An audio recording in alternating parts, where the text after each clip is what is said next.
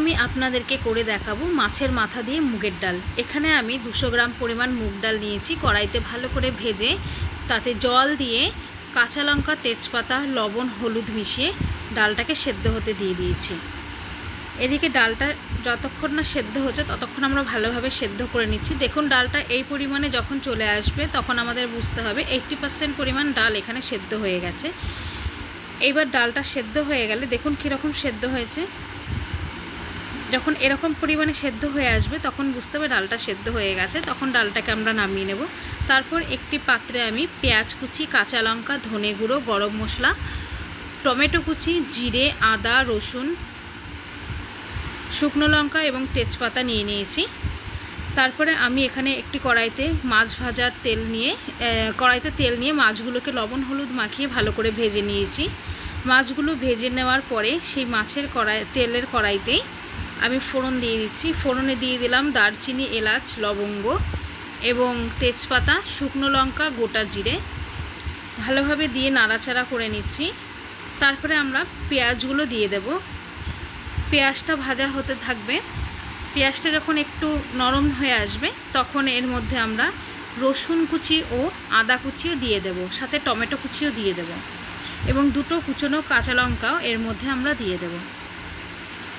ভালো করে এটা ভাজা ভাজা হয়ে আসলে তারপরে এর মধ্যে আমরা গুঁড়ো মশলাগুলো অ্যাড করব, যেমন ধনে গুঁড়ো, হলুদ, লবণ। ভালো করে জলে গুলে নিয়ে আমরা এর মধ্যে অ্যাড করব।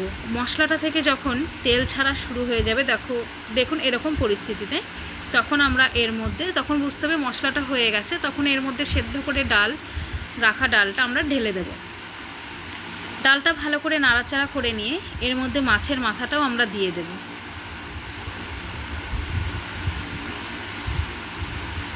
মাছের মাথাটা দিয়ে ভালো করে একটু নেড়েচেড়ে নেব যাতে মাছের মাথাগুলো ভালোভাবে ডালের মধ্যে ডুবে যায়।